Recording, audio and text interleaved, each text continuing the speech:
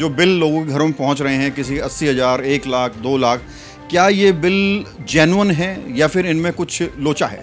कि जिनके घर में भी दिल्ली जल बोर्ड का बिल आ रहा है, सबसे पहले वो अपना मीटर का कोड देखें।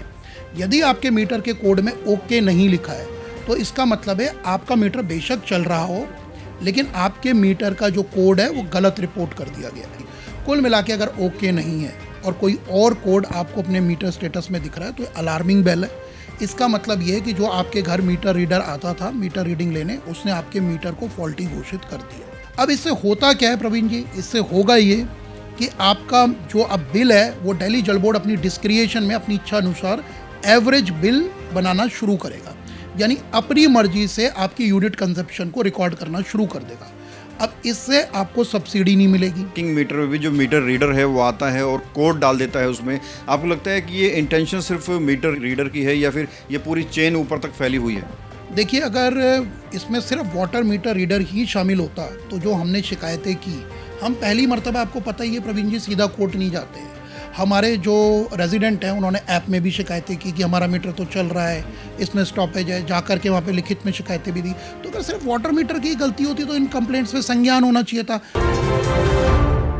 नमस्कार, मैं हूं प्रवीण। इंडिया टाइम 24 न्यूज़ में आपका स्वागत है। आप अपने घरों में दिल्ली जल बोर्ड का पानी इस्तेमाल कर रहे होंगे और आपके जो बिल आ रहे हैं पानी इस्तेमाल करने के, उन पर क्या कुछ कोड लगा हुआ है, क्या वो सही है या फिर आपसे वसूली चल रही है? ऐसे तमाम सवाल हैं जो इन दिनों उठ रहे हैं और इस पर बातचीत करने के लिए हमारे साथ राजनगर पार्ट 2 के RWA के general secretary advocate Pradeep Nawani हैं, जो इस पर लंबे समय से काम कर रहे हैं और कंज्यूमर कोर्ट में भी इन्होंने डाला हुआ है। क्या है पूरा विषय, जानते हैं। एडवोकेट साहब, जो बिल लोगों के घरों में पहुँच रहे हैं, किसी 80,000, 1 लाख, 2 लाख, क्या ये बिल जेन्युइन है या फिर इनमें कुछ लोचा है? नमस्कार प्रवीण जी, आपके दर्शकों को भी नमस्कार। देखिए प्रवीण जी, हमने जब राजनगर पार्ट 2 अपनी कॉलोनी का एनालिसिस किया तो हमने पाया कि 30 to 40% लोगों के जो बिल हैं उस पर बिल का जो कोड है, बहुत कम लोग हैं जो अपने बिल का कोड देखते हैं। और मैं आपके माध्यम से सभी से आग्रह करना चाहूँगा कि जिनके घर में भी दिल्ली जल बोर्ड का बिल आ रहा है, सबसे पहले वो अपना मीटर का कोड देखें।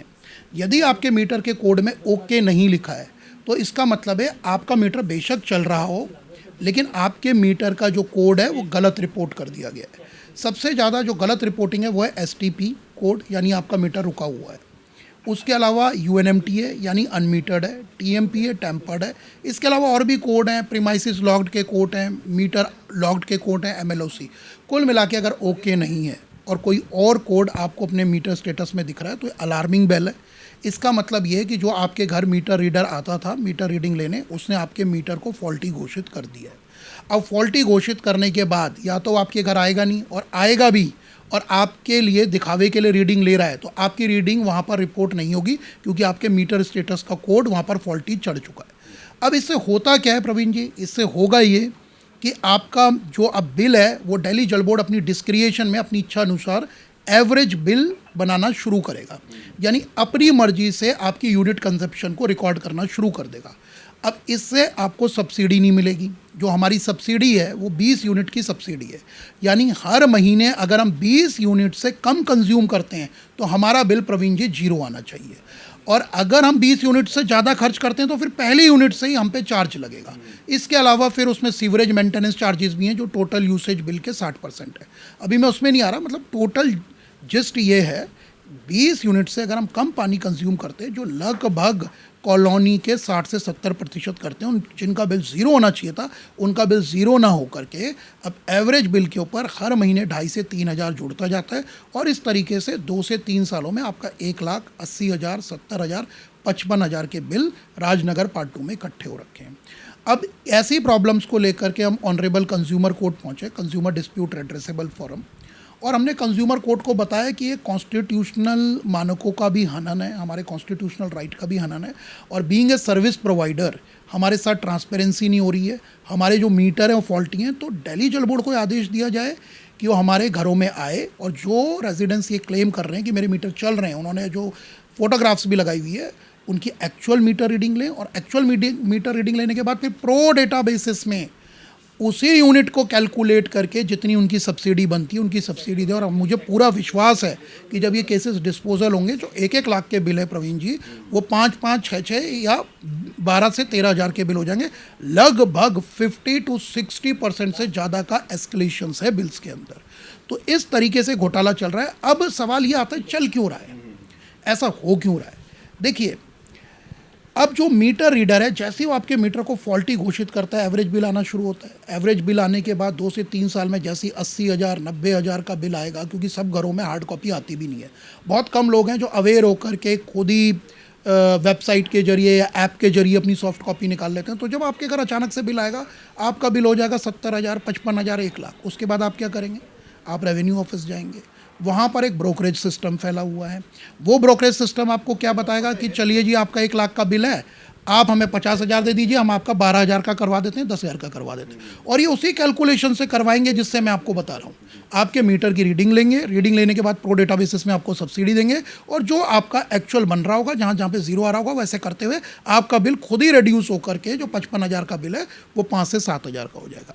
तो इस तरीके से जो एक करप्शन है, इसके ऊपर भी एक्शन होना चाहिए। और आपके माध्यम से मैं बोलना भी चाहूँगा कि जो वाटर मीटर रीडर्स गलत कोड रिपोर्ट करते हुए पाए जाएं और उसके बाद मीटर चल रहे हैं, उन्होंने गलत कोड रिपोर्ट किया, इनके ऊपर विजिलेंस इंक्वायरी होनी चाहिए। और अगर ये आउटसोर्स है तो तुरंत विद इमीडिएट इफेक्ट जो एजेंसी है, जो कॉन्ट्रैक्टर है, वो चेंज होना चाहिए। प्रदीप जी, जिस तरह से आप बता रहे हैं, वर्किंग मीटर में भी जो मीटर रीडर है वो आता है और कोड डाल देता है उसमें, आपको लगता है कि ये इंटेंशन सिर्फ मीटर रीडर की है या फिर ये पूरी चेन ऊपर तक फैली हुई है?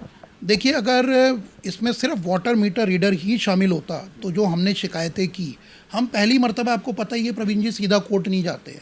हमारे जो रेजिडेंट हैं उन्होंने ऐप में भी शिकायतें की कि हमारा मीटर तो चल रहा है, इसमें स्टॉपेज है, जा कर के वहाँ पे लिखित में शिकायतें भी दी। तो अगर सिर्फ वाटर मीटर की गलती होती तो इन कंप्लेंट्स में संज्ञान होना चाहिए था। हमने RWA के लेटर हेड में भी लिख करके दी हैं ये सारी प्रॉब्लम्स, तो इनमें संज्ञान होना चाहिए था और एक्चुअल वाटर मीटर रीडिंग तुरंत रिकॉर्ड होकर के उसी हिसाब से प्रो रेटा बेसिस में जिसकी सब्सिडी बनती थी उसको सब्सिडी दे देनी चाहिए थी। क्योंकि जैसे आप 12 से डिवाइड करेंगे आपको पता लग जाएगा कि, मैं तो कह रहा हूँ 12 से डिवाइड करके पता कर लीजिए एवरेज यूनिट कितनी आ रही है, और जहाँ जहाँ 20 से नीचे आ रही है मंथली, उनको पूरा रिपेट दीजिए आप, उनको तो पूरी सब्सिडी के हकदार हैं वो लोग। तो अगर सिर्फ मीटर रीडर मिला होता तो एक्शन होता, पर कोई एक्शन नहीं हुआ और हमें कोर्ट जाना पड़ा। तो अब तो कोर्ट में इंक्वायरी का विषय है और अब ये मैटर सब जुडिस है। ZRO को उसमें शो कॉज नोटिस भी इशू है। प्रदीप जी, अभी कल ही एक नोटिफिकेशन सरकार का आया है कि भाई जिन लोगों ने ट्यूबवेल लगाए हुए हैं उनको भी अब बिल देना पड़ेगा। दिल्ली की जो ज़मीन के पानी की हालत है वो कैसी है और इस पूरे एडवाइजरी को आप कैसे देखते हैं? देखिए प्रवीण जी, हम तो शुरू से ही ट्यूबवेल लगाने के हमेशा से खिलाफ रहे हैं। दिल्ली जल बोर्ड का काम है कि जो रॉ वाटर है, चाहे वो ट्यूबवेल का हो, चाहे किसी रिवर से आ रहा हो, चाहे रेन से आ रहा हो, उसको उसके ऊपर ट्रीटमेंट करना है। उनके मानक बने हुए हैं दिल्ली जल बोर्ड के, और जब वो ट्रीटमेंट करके पानी फिट फॉर द यूसेज होगा तब उन्हें ड्रिंकिंग के लिए देना है, तभी वो अपना बिल जनरेट कर सकते हैं, जिस बिल का टैरिफ वो हमसे लेते हैं, जो स्लैब हमारे बोर्ड में भी लगा हुआ है पीछे। अब सवाल ये आता है प्रवीण जी कि हम सीधा ट्यूबवेल से पानी निकालें और बिना ट्रीटमेंट करे हुए उसको ड्रिंकिंग वाटर पाइपलाइन में डाल दें या सीधा ड्रिंकिंग के लिए दे दें, तो क्या दिल्ली जल बोर्ड को कोई राइट बनता है कि ऐसे ड्रिंकिंग वाटर का वो पैसा लें? उसका जवाब है नहीं। अब मैं ये नहीं कह रहा, आप मेरी बात मानिए प्रवीण जी, सेंट्रल ग्राउंड वाटर बोर्ड, ये मिनिस्ट्री ऑफ जल शक्ति सेंट्रल गवर्नमेंट की संस्था है। इसने अभी लगभग 1000 से ज़्यादा सैंपल दिल्ली के कलेक्ट किए ट्यूबवेल के, जिसको हम बोरवेल भी बोलते हैं। और बहुत हैरानी की बात है कि उसमें से 15% तो ये पाए गए कि आप बाकी कंपोनेंट तो छोड़ दीजिए, क्लोराइड छोड़ दीजिए, फ्लोराइड छोड़ दीजिए, मैं कैंसर के रेडियो एक्टिव सब्सटेंस की बात कर रहा हूँ, यानी 15 से 20% पे तो ये पाया गया कि जो यूरेनियम लेवल है, यूरेनियम लेवल जो होना चाहिए वो होना चाहिए 30 माइक्रोग्राम्स पर लीटर। इन सब में 30 माइक्रोग्राम से ऊपर कहीं ज़्यादा यूरेनियम लेवल था, यानी उसमें कैंसर का खतरा है और इंटरनल ऑर्गन डैमेज होने का खतरा है, खासतौर से किडनी का।